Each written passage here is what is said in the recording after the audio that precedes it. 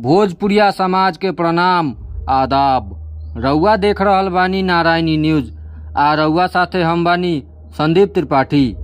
मुहर्रम के पहिलका साझे मंगलवार के पुलिस प्रशासन का ओर से फ्लैग मार्च कइल गइल।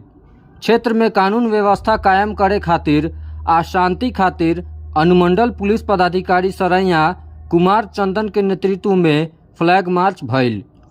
मार्च साहेबगंज थाना से चल के फुलवरिया तक भइल, जौना में शांति के अपील भइल।